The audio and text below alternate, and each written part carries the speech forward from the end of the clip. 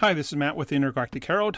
Welcome to our podcast episode number 27. So this is sort of the week in review of news that happened in Star Atlas.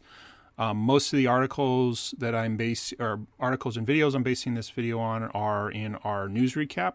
So if you go to intergalacticherald.com and look around for the weekly news recap, you can go ahead and sign up for that and get all the links that helped form some of my opinions. That would be for news recap number 67. So first, just a couple quick things in the things I'm working on. So again, if you're interested in being a guest on this podcast, always happy to have other people come on and talk about the week in review of Star Atlas. So please go again to intergalacticherald.com and look for the contact page.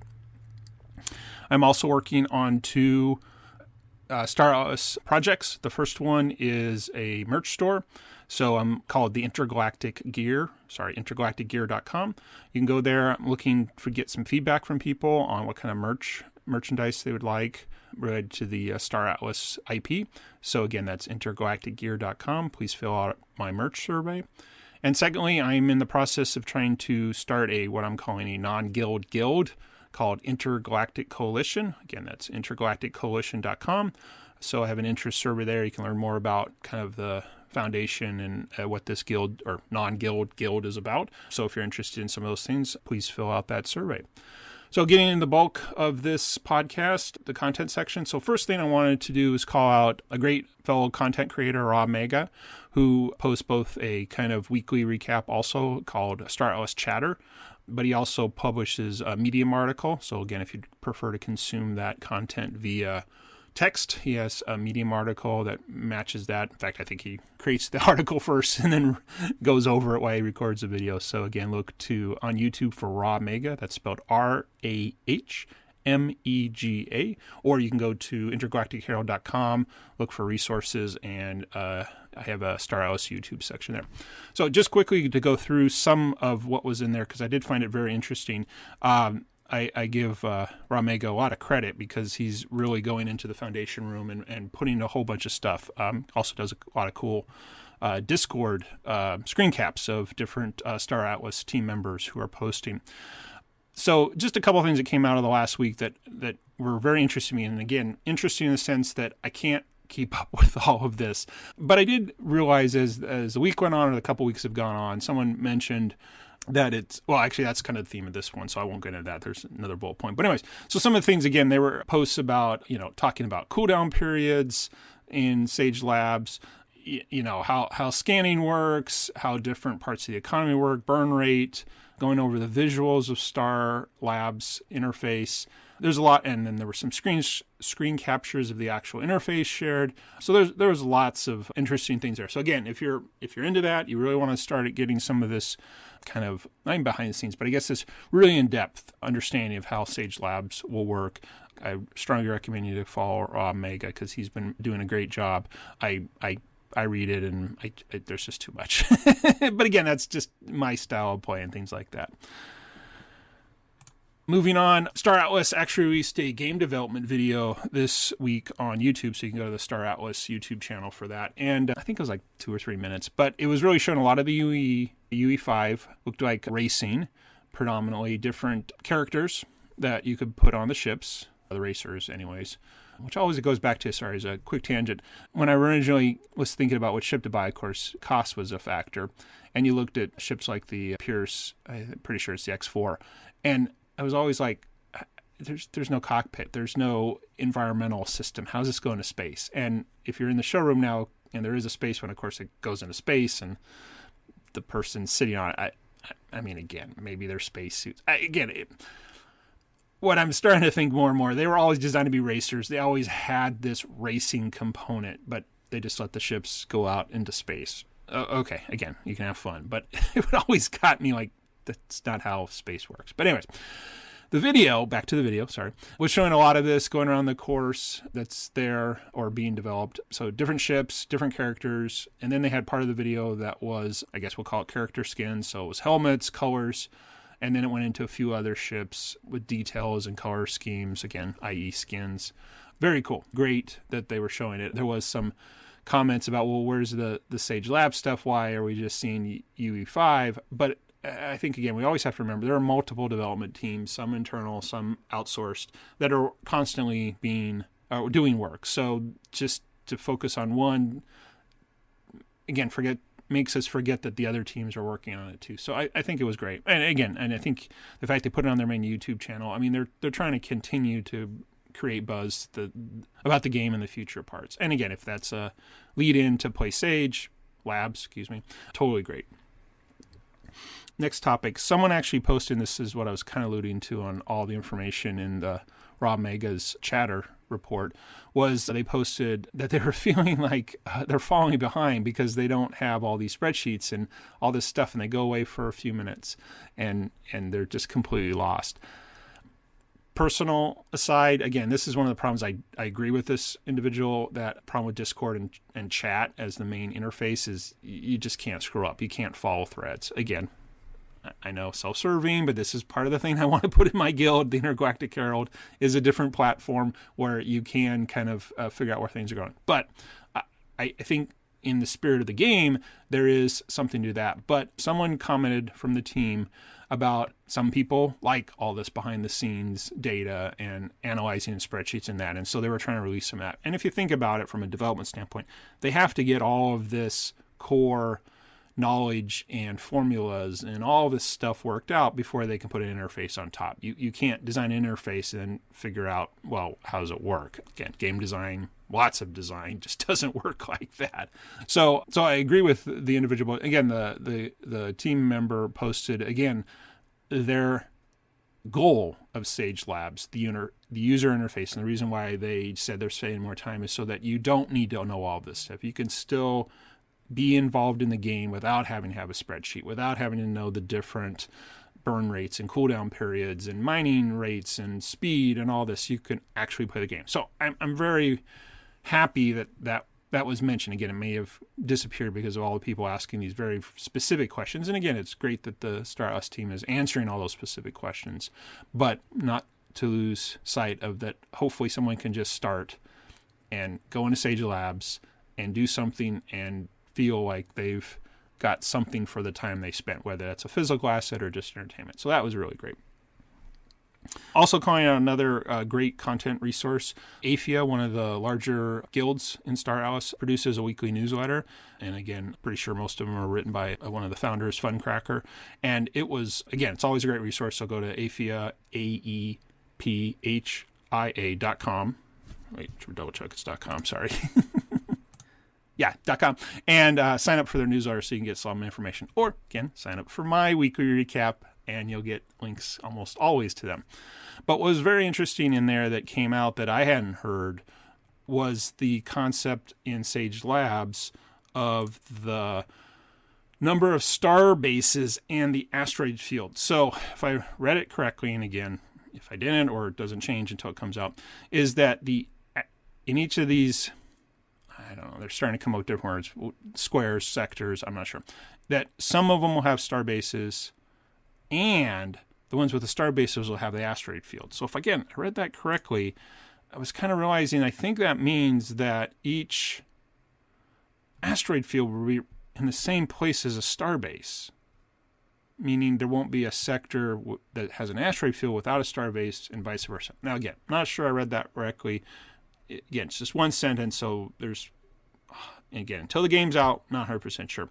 But I realized that seems to really reduce the number of asteroid belts because there was information in the newsletter, I'm sure gleaned from the other different resources, that there's only so many star bases that are out there. And again, as I'm looking at this now, there's star systems or star bases. Again, maybe I've totally misunderstood this because, again, there's supposedly 10,201 total sectors. 51 of those sectors host a single star system. Each star system has exactly one star base and one asteroid belt. And each faction only owns 17 of the 51 star systems. Again, star systems have star bases and asteroid belts. And then there are the central space stations out there, and there's 3 of those, so that's how you go 15 plus 1, you get your 16. Now, one of the interesting things that I did read too was, again, you can only craft at your faction star base. You can also craft at your central space station, but the key to the central space station is your entry and exit point into Sage Labs. So, if I'm understanding this correctly, there's really not a lot of places you can craft, and there's not a lot of asteroid belts. So there's a lot of empty space. Now, again, we're supposed to scan for the SDUs, which are part of some future thing, but in the short term, they're part of getting the golden tickets or other parts of the raffles. Maybe it all makes sense once we start, but it was like, wow, it's a big empty space, which of course in real life space is empty, but it feels like once we know where all the asteroid belts are and we know what resources are there, pretty soon this does just become a set of spreadsheets. Again, that's fine, no problem. The long-term game is about exploration. This feels like it'll be explored quite quickly and we'll be just going through the motions. Again, no problems, but I don't know, when I saw 100 by 100 grid, oh, there's going to be lots of stuff, but, and maybe again, some of it will be because they'll be apart or distance from each other, hence the need for fuel. But still, if you only have, in a sense, not counting your central space station, 16 or 17, I guess, I'm not sure how to, but double, not a lot still, of places you can go to your star bases, which is where the asteroid belts are. There's just not a lot. So we'll see. Again, still, that could be fun, but I don't know why it just felt like there should be a lot more. But again, we'll find out when it's there.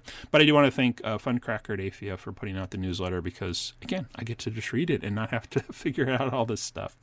The other interesting thing that he put in his newsletter was, again, there is this issue of travel speed. And so, again, there's multiple speeds you can travel at. Obviously, there's multiple distances between the different sectors. So again, we're getting much more details to figure out that there's, in addition to the mining and the crafting, there is a whole facet to Sage Labs, which is movement. So that's really cool. Next topic, Starfield.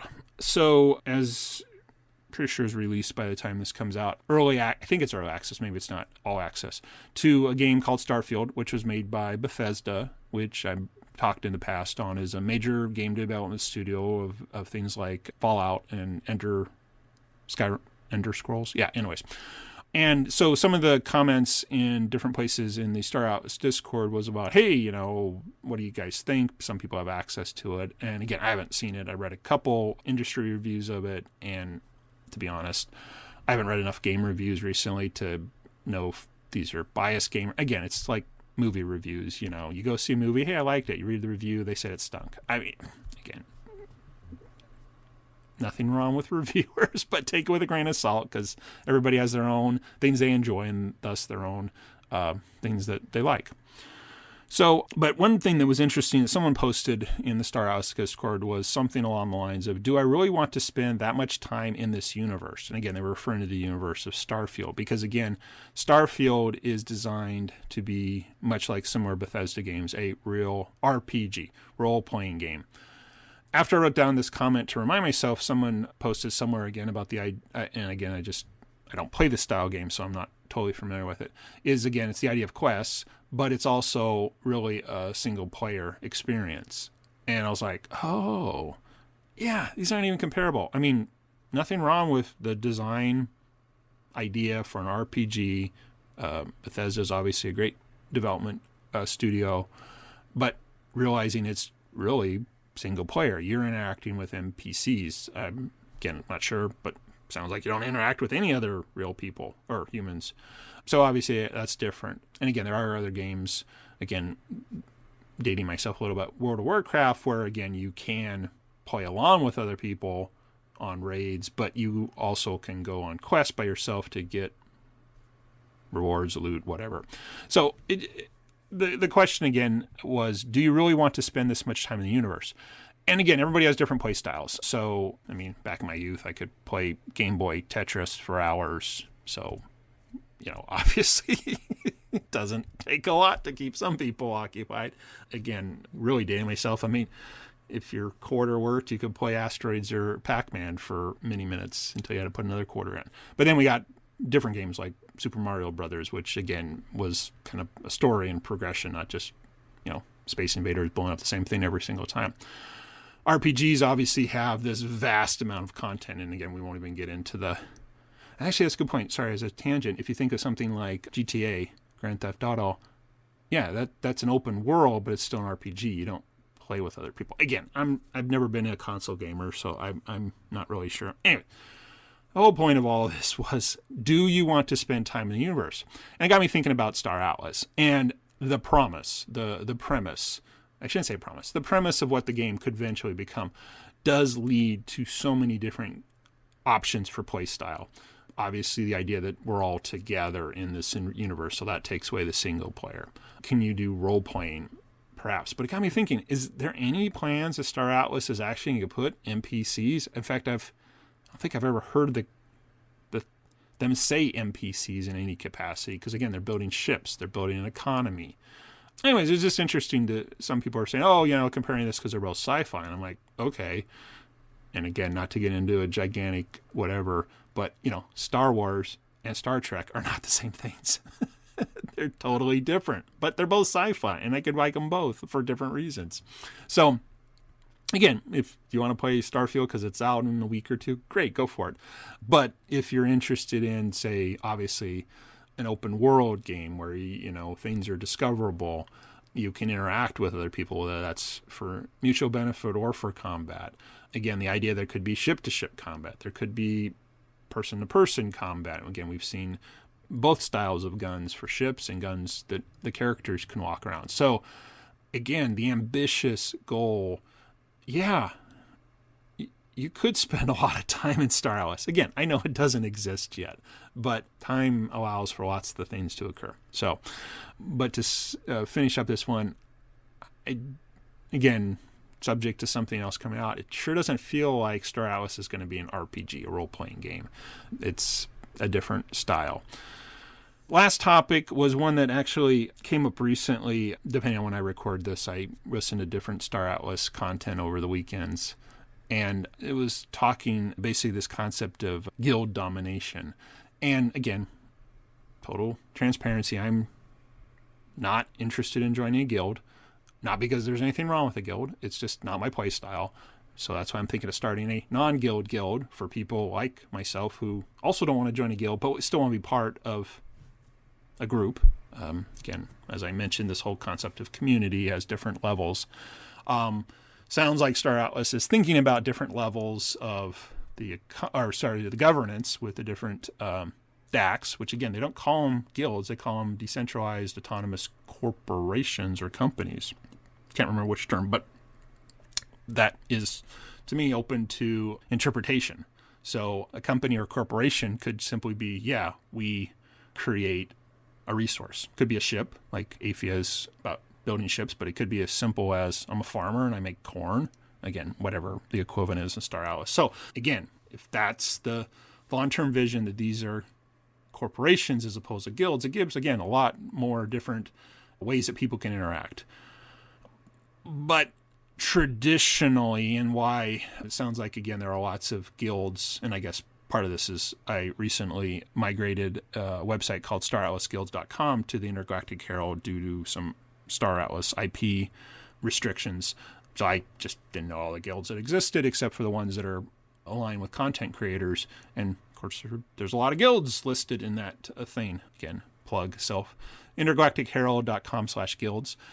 So there's definitely lots of those. But the other aspect of guilds, and I've always kind of said, there's structure.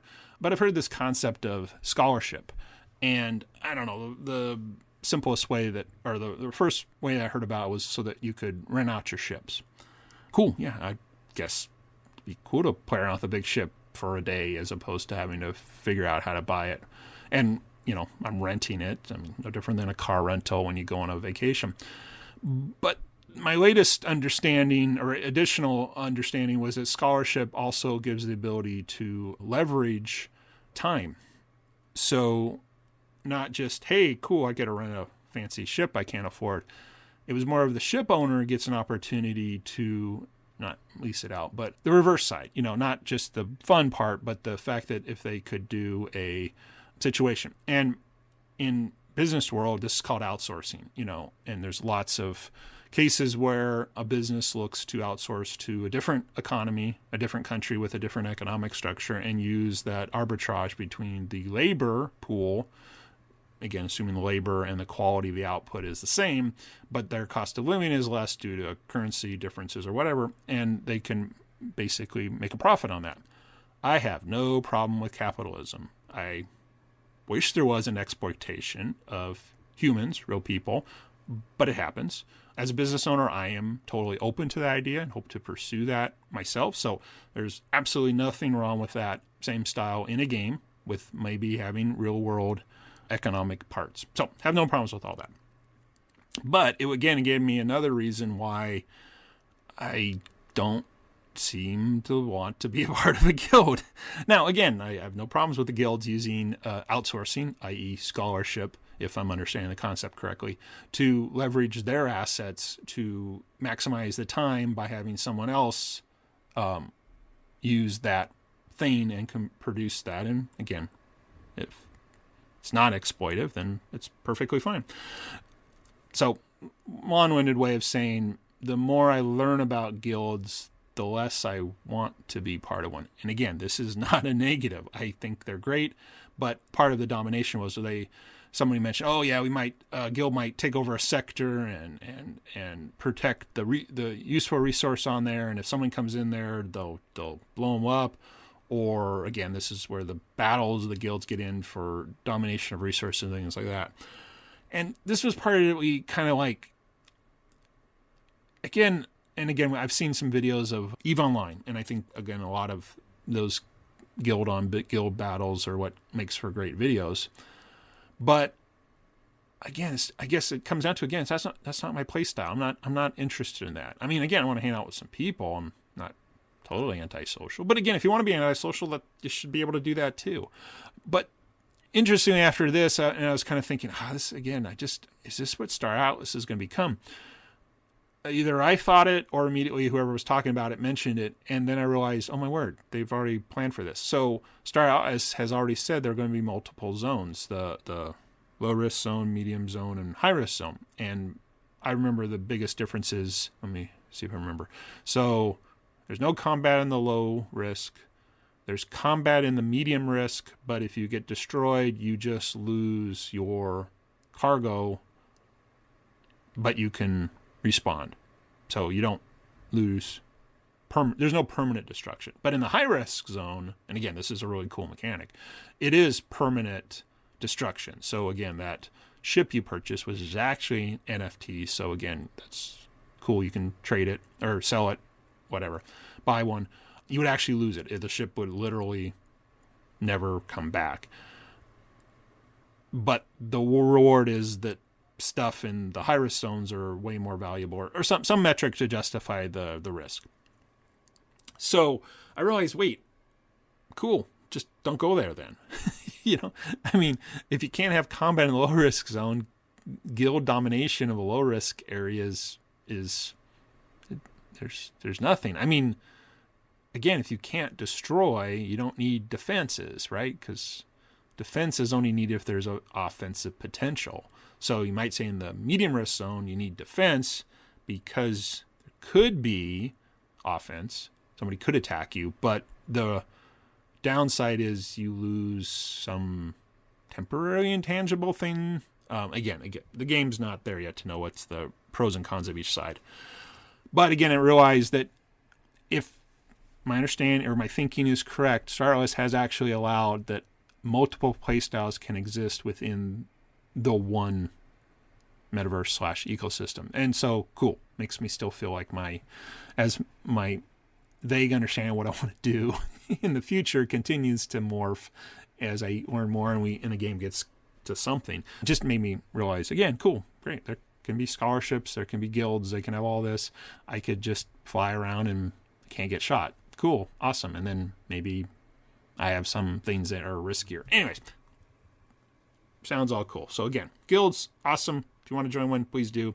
If you're not really thinking you want all that stuff and you just want to hang out, again, trying to start a non-guild guild, intergalacticcoalition.com for people that are in that mindset. So that's all I got to ramble on about today. So again, if you're interested in rambling with me, please go to intergalacticherald.com, go to contact, just send me a note, and we'll see if we can schedule a time. I'd love to chat and go over the week in review with another person. While you're there, please look for my weekly news recap to sign up for, and then you'll get links to lots of the Star Atlas community, content creators, articles, videos, as many as are, well, I shouldn't say all. They're ones that are interesting to me. So I guess it's curated. I find it interesting, so I hope others do too. And finally, just again, my two Star Atlas projects, intergalacticgear.com, which is my merch store. Please fill out the merch survey. I'd love to get some feedback from you. And of course, obviously get you on the mailing list so that as things come out, I can keep you updated. And then plugged it a number of times, intergalacticcoalition.com. Again, I'm trying to see if there's interest in starting a non-guild guild as just another organizing mechanism within the Star Atlas ecosystem. So please go to intergalacticcoalition.com. And that wraps it up for podcast number 27 of the Star Atlas Week in Review. This is Matt with the Intergalactic Herald. Have a great week.